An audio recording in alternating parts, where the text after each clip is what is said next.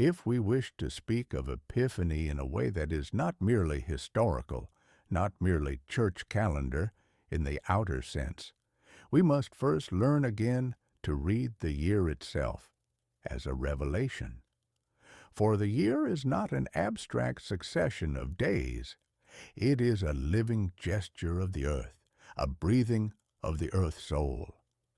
And when we place the great festivals into this breathing, they cease to be ornaments on the calendar and become organs of world life, windows through which the supersensible becomes near to human consciousness.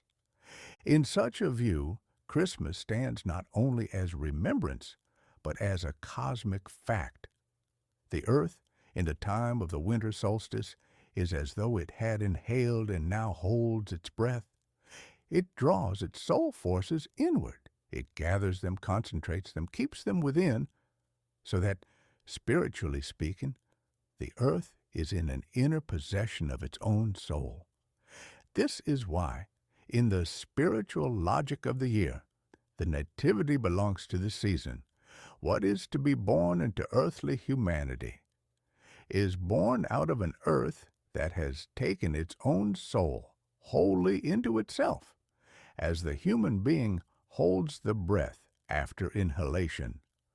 But what is held inward seeks also to become revealed. What is gathered seeks an unveiling.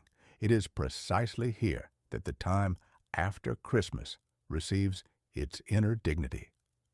The 12 holy nights, if we take them seriously, are not merely a beautiful tradition, but an interval in which the boundary between the soul life of the earth and the soul life of the human being becomes more permeable, more easily addressed.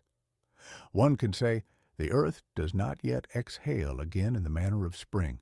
Rather, it processes inwardly what it has drawn in.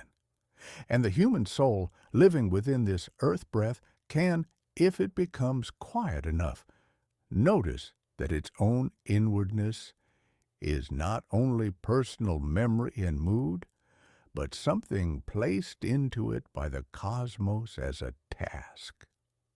Now, in the usual external sequence, Epiphany appears as the close of the Christmas season. Yet esoterically it is not a closing, but an unveiling, an appearance. It is the moment when what was sheltered in the deep inwardness of the winter time steps forth in a form that can be recognized.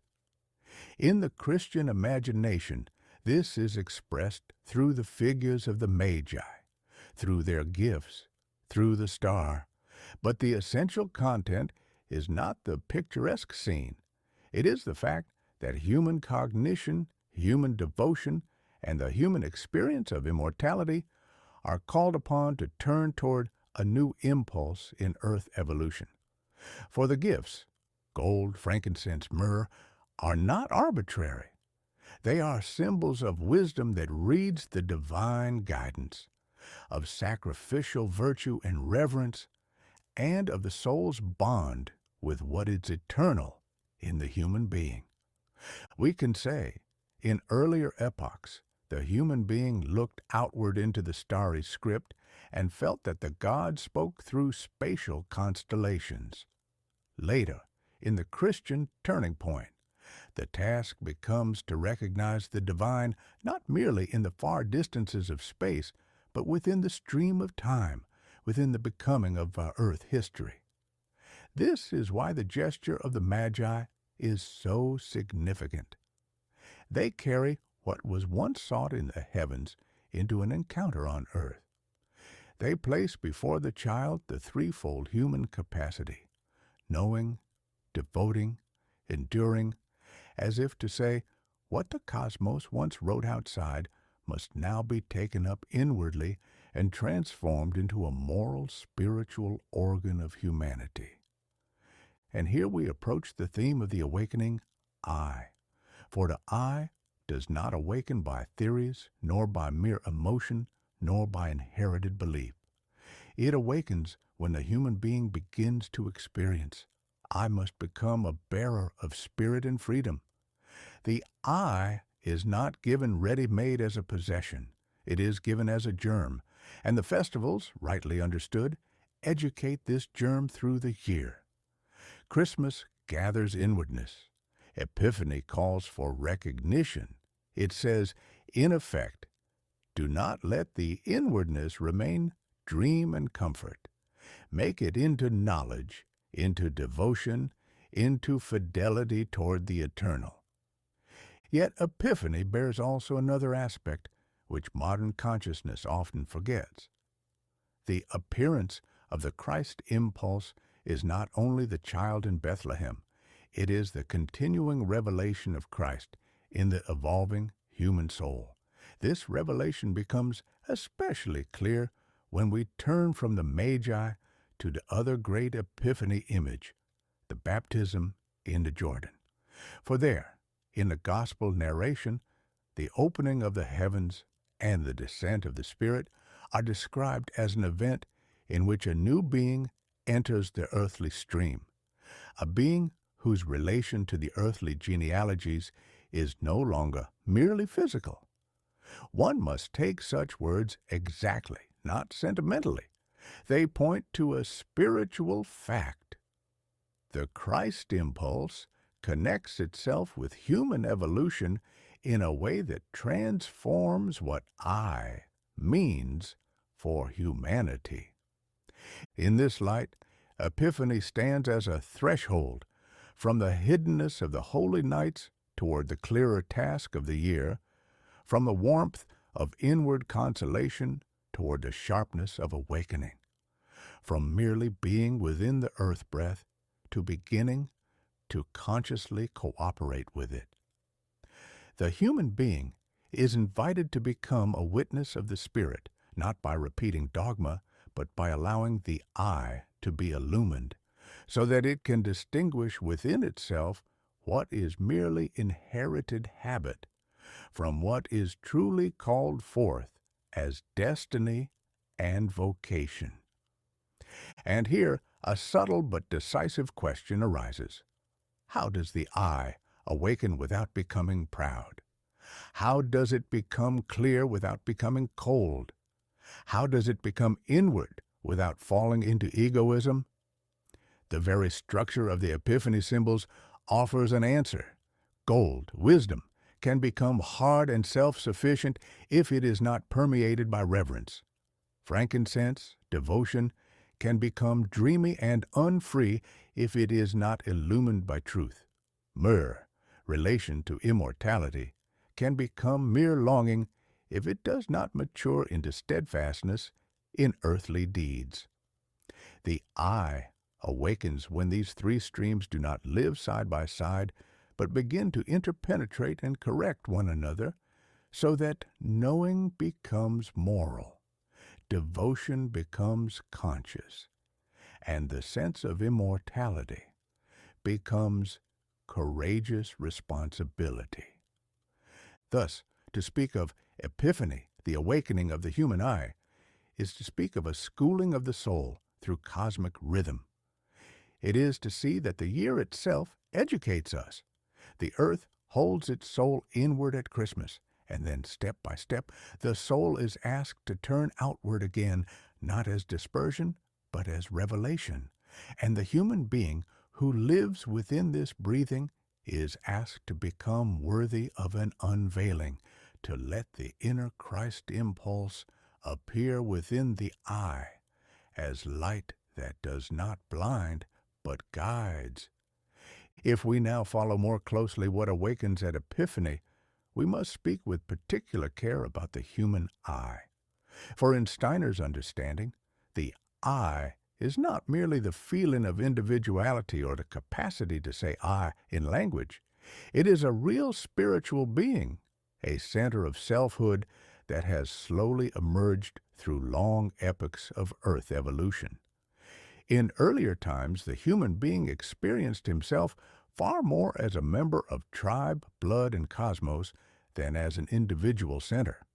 The awakening of the I required a gradual withdrawal of the old instinctive clairvoyance and a descent into separation, uncertainty, and even loneliness. Epiphany, rightly understood, stands within this great historical process as a moment in which the human being is invited to recognize the divine origin of the I, without dissolving it back into unconscious unity. Steiner emphasizes that the Christ impulse does not abolish individuality, but makes it possible for individuality to become truly human. Before Christ, the highest spiritual experiences required a temporary extinguishing of the ordinary I. The initiate left the body behind in order to behold the spiritual world. After Christ, the task is reversed. The spiritual world seeks to enter the waking I itself. Epiphany therefore marks not only an appearance of Christ to humanity, but a call to humanity to awaken the I as a conscious organ of spiritual perception. This is why Epiphany is not a festival of sentiment, but of recognition. The figures of the magi express this in a deeply exact way. They do not come as devotees lost in ecstasy, nor as rulers demanding power, but as human beings who have learned to read the signs of the world. Steiner points out that they represent a form of wisdom that is still connected with the stars, yet already on the path toward inner freedom. Their journey signifies the transition from cosmic guidance to moral insight. They do not worship a cosmic abstraction, they bow before a human child. In this gesture lies a profound reversal. What once spoke from the heavens now seeks to be recognized in the earthly human being. Here, the awakening of the I reveals its true character. The I awakens when the human being learns to say, "The divine does not stand over against me as an overwhelming force. It seeks my free recognition." Epiphany, therefore, does not compel faith. It invites discernment. It does not overwhelm the soul with miracle. It offers signs that must be read. And this reading is already an activity of the I. The star leads only so far. At the decisive point, the magi must ask, must search, must err, and correct themselves. The I awakens precisely through this process of seeking. Steiner draws attention to the fact that Epiphany is also connected with the baptism in the Jordan. In this event, the Christ being unites itself with the earthly stream of humanity in a new way. The opening of the heavens and the descent of the Spirit are not to be understood as poetic embellishments, but as indications that a new relationship between the human I and the spiritual world has begun. From this moment onward, the human being can find the Christ not by leaving the earth, but by penetrating earthly existence with spiritual consciousness. Epiphany thus points toward a future in which the I becomes capable of bearing the Christ impulse within itself, without losing freedom or clarity. At the same time, Steiner warns against misunderstanding this awakening as self-glorification. The I awakens not to dominate, but to serve. True awakening brings with it a deep sense of responsibility. Responsibility for one's thoughts, for one's deeds, and for the spiritual atmosphere one creates around oneself. Epiphany calls a human being to become a conscious co-worker in earth evolution. What was once carried unconsciously by gods and hierarchies must now be taken up consciously by human beings. This is why Epiphany follows the 12 holy nights. During those nights, the soul is worked upon largely without its conscious participation. At Epiphany, the question arises, will the human being now take hold of what has been prepared? Will the I step forward to meet what has been silently shaped within? Steiner suggests that this is not decided in a single moment, but through the whole course of the year. Epiphany sets the direction. The year tests whether the direction is taken up in life. Thus, Epiphany stands as a threshold between grace and task. What was given freely in the Christmas inwardness now demands conscious engagement. The I is asked to awaken not as an isolated ego, but as a bearer of spiritual meaning within the world. To awaken the I in this sense is to begin to experience oneself as a meeting place between earth and cosmos, between past destiny and future responsibility. And in this meeting, the Christ impulse reveals itself not as doctrine, but as living guidance within the depths of human selfhood. If we carry this understanding further, we begin to see that Epiphany does not merely concern the individual human being, but the destiny of humanity as a whole. Steiner emphasizes that the awakening of the I is a historical process unfolding over centuries, even millennia. What appears inwardly in the soul as a quiet act of recognition is at the same time a step in the evolution of human consciousness. Epiphany, therefore, cannot be exhausted by personal experience alone. It is a moment in which the human being senses that his or her own awakening is interwoven with the future of the earth. In earlier cultural epochs, the human being experienced guidance largely through collective forms, through blood, tribe, priesthood, and inherited wisdom. The I was present, but it was embedded in larger soul groups. With the approach of the Christian era, this collective guidance gradually withdrew. Humanity entered a time in which individuals were increasingly thrown back upon themselves, forced to find orientation through personal judgment rather than outer authority. Steiner points out that this withdrawal was not a loss, but a necessary preparation.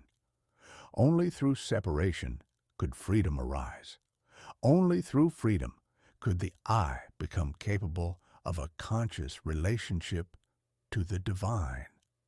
Epiphany marks the moment when this new relationship becomes possible. The Christ impulse does not reintroduce the old forms of guidance. It does not speak through inherited instinct or imposed law. Instead, it offers itself to the awakened I as a presence that must be freely recognized. This is why Steiner insists that modern Christianity must become an inner experience, not merely an inherited confession. The Christ seeks not followers who submit, but human beings who awaken to their own spiritual responsibility. This shift is reflected in the imagery associated with Epiphany.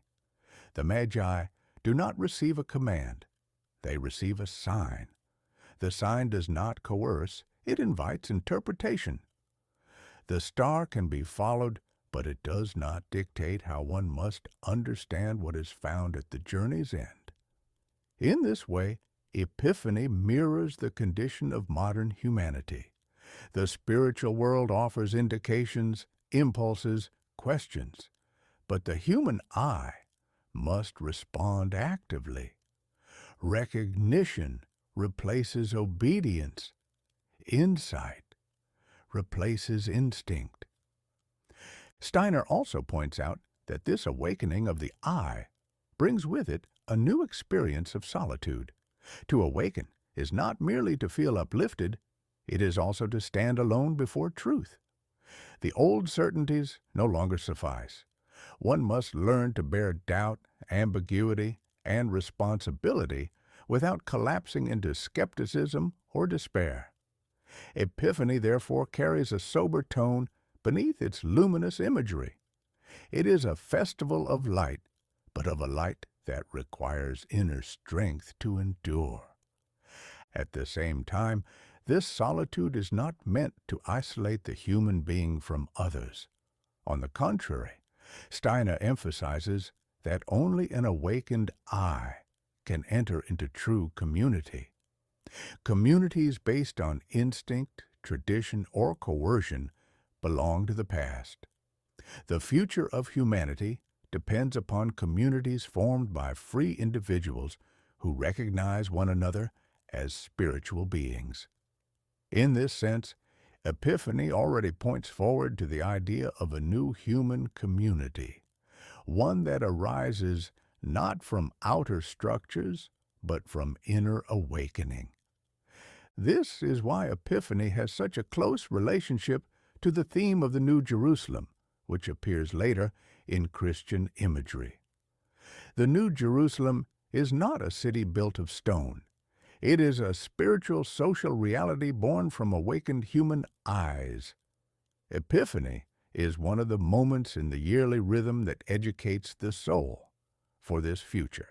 It calls the human being to recognize that spiritual reality is not somewhere else, nor sometime later, but seeks to be realized through conscious human participation.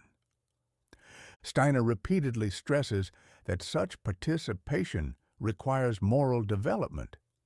The I awakens not through intellectual brilliance alone, but through truthfulness, courage, and devotion to reality. Without these moral qualities, awakening degenerates into arrogance or fantasy. Epiphany therefore calls the human being to a balance, clarity without coldness, devotion without loss of freedom, individuality without egoism. This balance cannot be taught abstractly, it must be lived. Thus, Epiphany stands as a quiet yet decisive moment in the education of humanity. It is a reminder that spiritual evolution does not bypass the human I, nor does it overwhelm it. Instead, it waits for the I to awaken freely, to recognize its task, and to take responsibility for the future. In this recognition, the Christ impulse becomes real, not as an outer authority, but as an inner guiding presence that respects human freedom while calling it to ever greater consciousness.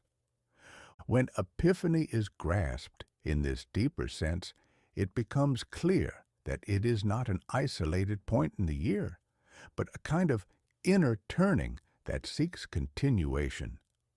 Steiner repeatedly emphasizes that the festivals are not meant to be experienced once and then left behind. They are seeds that must be carried forward through conscious inner work. Epiphany plants a question into the soul. How will I allow what has appeared to become effective in my life? The awakening of the I is never complete. It is a process that must be renewed again and again through vigilance, self-education, and moral effort. In this respect, Epiphany stands in a delicate balance between gift and task.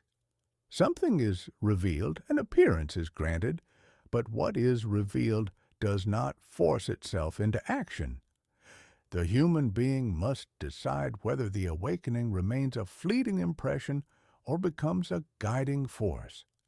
Steiner indicates that modern humanity is especially challenged here, because the intellect has become strong, while the capacity for reverent attention has weakened. Epiphany calls for a different quality of wakefulness, not restless analysis, but a calm, inwardly attentive consciousness that can listen to what seeks to be born within the I. Such listening requires silence. Just as the earth holds its breath around Christmas, the human soul must learn to hold back its habitual reactions in order to hear what speaks quietly. Epiphany does not shout. It reveals itself gently, often through subtle insights, through sudden clarity about one's direction, or through a new sense of responsibility toward others. Steiner suggests that this is why Epiphany has often been overlooked in modern life. It does not appeal to outer excitement, but to inward readiness. From this perspective, Epiphany also transforms the meaning of knowledge. Knowledge is no longer merely the accumulation of facts or concepts, it becomes a moral event. To recognize something spiritually true is to be changed by it. The awakened I cannot remain neutral. Once it has glimpsed its task, it is answerable for how it acts. This is why Steiner speaks of the Christ impulse as a force that intensifies conscience. Epiphany awakens not only insight, but accountability. At the same time, this accountability is not meant to burden the soul with fear or guilt. On the contrary, it brings dignity. To awaken the I is to be entrusted with something. The human being becomes a co-creator in Earth evolution, not by extraordinary deeds, but by the quality of his or her inner life, by truthful thinking, by warmth of heart, by steadfastness of will. Epiphany reveals that these inner qualities are not private matters. They shape the spiritual atmosphere of humanity as a whole. Steiner also points out that the awakening of the I is inseparable from the recognition of others as I's. One cannot truly awaken in isolation. Epiphany therefore contains a social impulse. As the human being learns to recognize the Christ within, he or she also learns to recognize the spiritual dignity of every other human being. This recognition becomes the foundation for future forms of community, in which authority is replaced by mutual responsibility and freedom is joined with moral insight. Thus, Epiphany points simultaneously backward and forward, backward to the ancient wisdom that once read the cosmos as a revelation of the divine, forward to a future in which the human I itself becomes a conscious bearer of spiritual light. The star that once guided the magi now seeks to shine inwardly as clarity of conscience and strength of purpose. The gifts that were once laid before the child now seek to be offered through human life itself, through thinking that serves truth, feeling that serves love, and willing that serves the good. In this sense, Epiphany is never finished. Each year it returns not to repeat the past, but to ask anew whether the human being is willing to awaken more fully. The appearance continues wherever a human I chooses to stand consciously in the light of the Christ impulse, not as a doctrine imposed from without, but as a living reality freely recognized and responsibly carried.